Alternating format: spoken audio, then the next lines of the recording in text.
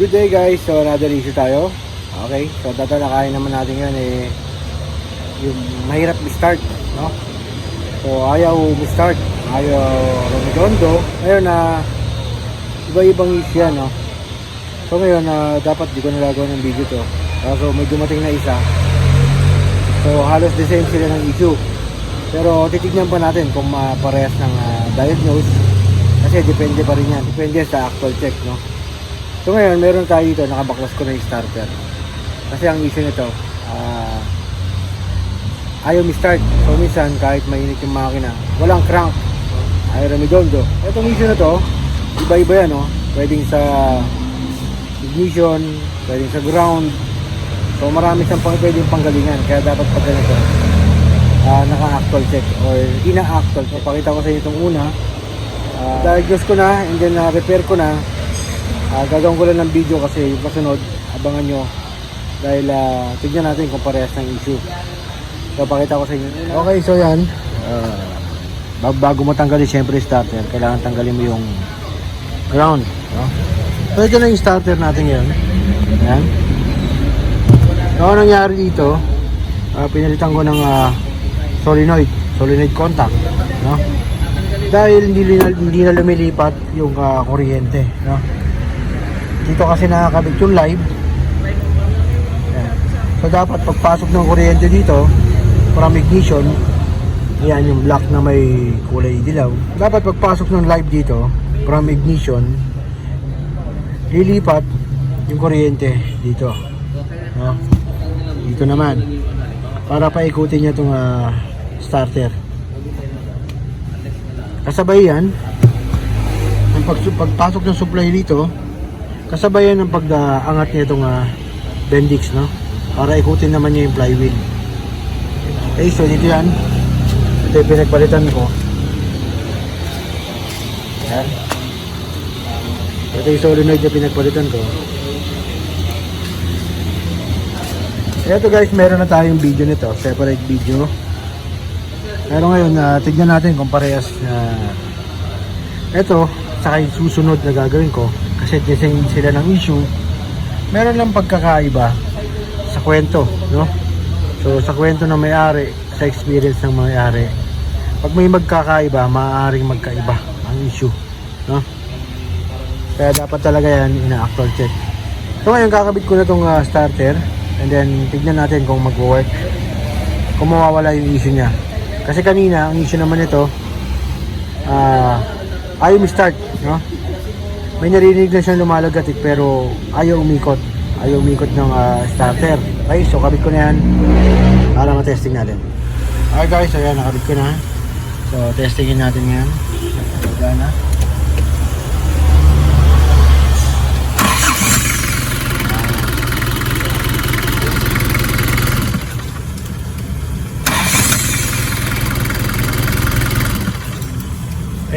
Okay na. Okay guys, so bago natin isalang, yun yung may problema, no? Yan. Yan yung may problema sa starting. May dumating pa. So bago natin isalang yan, meron tayong commercial brake. So may isingit tayo rito. Ayan, from Paranaque. Isingit natin to dahil papapalit ko siya ng drive belt. So Paranaque pumunta pa rito. Dahil may mga concern pa siyang iba. So ideas, question, sasagutin natin. Then ito, palitan natin drive belt kasi ang problema niya, may umingit na, no? May umingit, parang sumisipol siya pag umandar. Yan. Na matagal. Okay. So upon checking, palitin na nga yung belt. Kaya makita nyo, lubog na, no? Okay, so babalitan natin ang drive belt bago natin isalang yung kasunod. Okay, so nakakabit na natin. Ito na yung pinagpalitan, no? Ayan, nakakabit na. Ngayon, malalaman mo ang belt pagpalitin. May mga crack na yan, mabivisual mo. Ayan. Ito pala, ginamitan niya ng belt dresser para daw mawala ingay. So, sayang lang, no? Dahil hindi mawawala yan. Basta't palitin na yung belt mo, iingay at iingay yan. Ang naging issue ng belt, bukod sa pag-crack dito, yung gilid niya lumiliit or numinipis. Yan. Yan ang mga indication bakit papalitan yung belt. Pero depende yan sa gamit, no? Wala yung mga lifespan, depende yan kung paano mo gamitin yung sasakyan. Kung gamit na gamit, mas mabilis ka magpalit. Nabivisual naman yan kung palitin na. Okay? Okay, so ngayon, tapos na tayo dito. Sasara ko na lang yan. Sasalang na natin yung ayaw mag-start. Okay guys, so ito na. Ayan, ito na yung hirap i-start. Tingnan natin kung maglolo ko. Ayan. Nasusi, parang tingnan mo kung maglolo ko. Mana?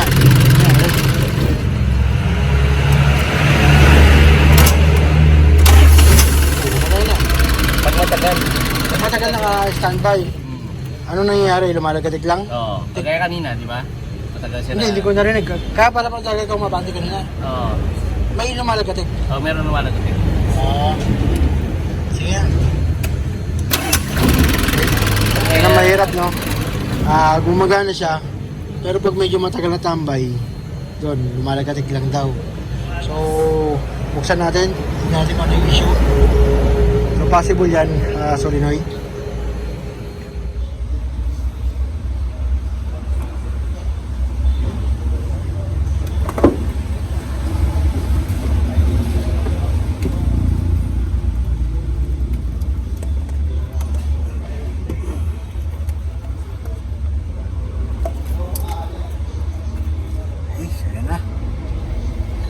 Dito dinadaan yan.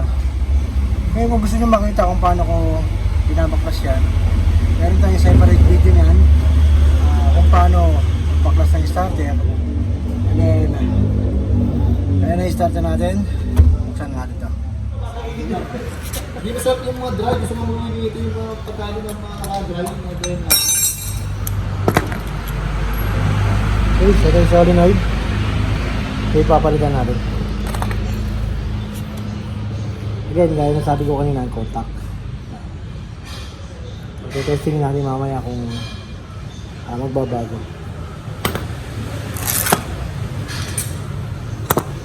Nababa na yan, diretso natin linisin. Sa carbon brush, iba naman ang issue niyan. Pag carbon brush ang problema, iba ang issue.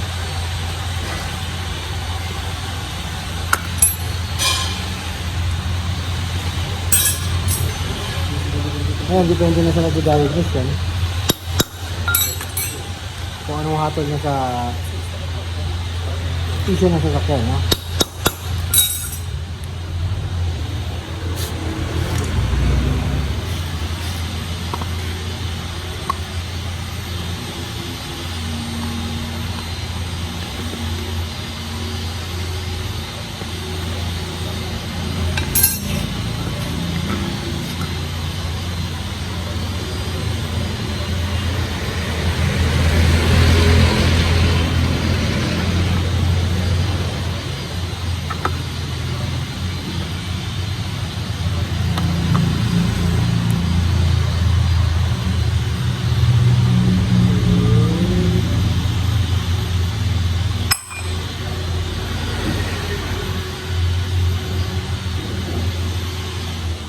Ito yung kanina, replacement niya yun.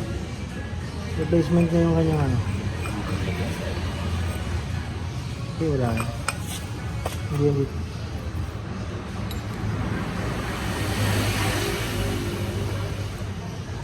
Wala yun.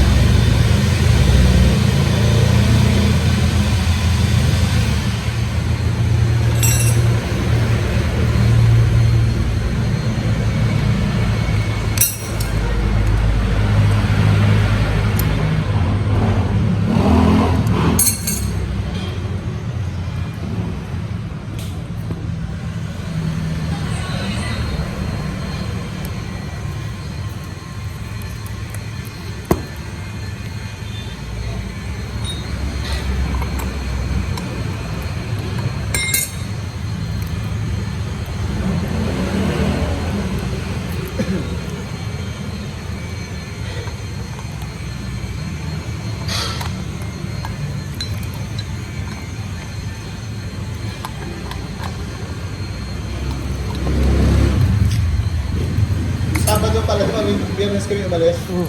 Sabado yung lumay ng motor. Oh. Bumalik daw doon, kasama daw yung bibili ng box. Buti hindi binigay yung tita ko. Binalitan. Ha? Binigay kami na magkaan. Tumawag sa akin, hindi ako makontak. Hindi binigay. Gabi, nakontak mo. Hi guys, sinabuo ko na. Ayan. Kakabit na lang, no? Merong marami ako nakikita nito. Nagpapalit ng solenoid pero iba yung part number. So nalilipat ngayon yung live na pupunta sa kabila. So nagbabago nga yung formation ng mga wire, no? Ngayon, itong sa TD27 dito sa Urban, ang part number nito is na S1227. Ngayon, mayroong mga brand na solenoid, iba-ibang brand yan, depende sa ikakabit ng magkakabit. Dito may kinakabit akong brand which is nandyan din sa vlog ko, no? Sa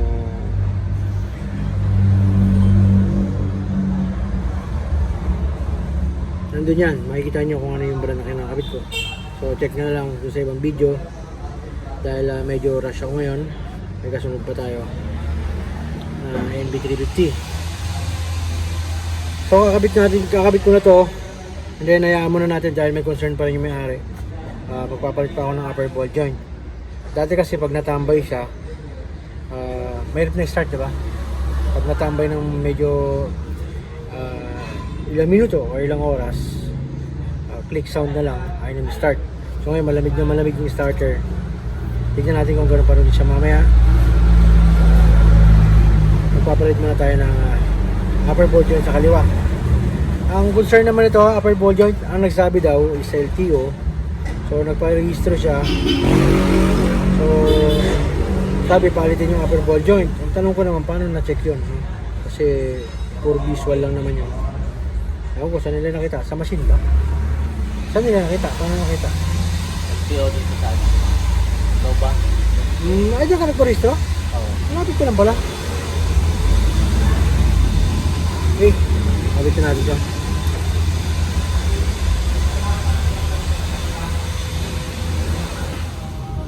Okay, so yan. Nakakabit na. Ngayon, testingin natin.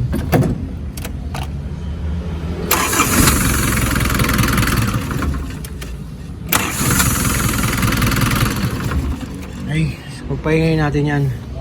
Tignan natin kung gaya ng sinasabi niya, pag medyo tumagal na, hirap na i-start. Tignan mo natin yung upper ball joint sa driver side kasi palitin daw. Balikan natin yan. Okay guys, so nakapagpalit na kami ng ball joint. So sa driver side ginapalitan namin. Testing na natin ngayon kung andar. Oh. So ito yung pinalitan namin ng ball joint. Yan. Ito na yung pinagpalitan, ha. Ito yung madumi na yan. Okay. Testing mo. Okay, testing natin. Baka ayaw sa may-ari. Mabibili natin ito.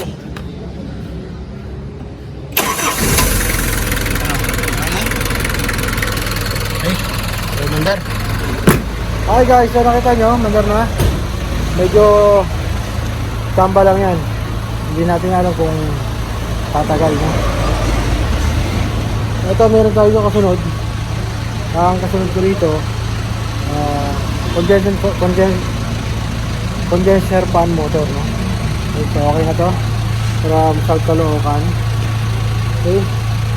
Sa issue talaga ng sasakyan, kailangan talaga yan actual check, no? Hindi tayo pwedeng sumagot sa mga inquiry na ganito ganyan hanggat di mo nakikita kasi magkakaiba-iba yan eh. Iba-iba ng diagnose yan. Sa bawat issue, iba-iba ng diagnose yan. Kaya dapat ang ina-actual check, no? Dahil pag ina-actual, mahirap yung puro salita ka lang, puro sabi ka lang, o puro paliwanag ka lang na hindi mo nakikita at hindi mo actual na ginagawa. Kasi pag ikaw yung gumagawa, ikaw yung nag-diagnose, tama yung diagnose mo, nandun yung quality.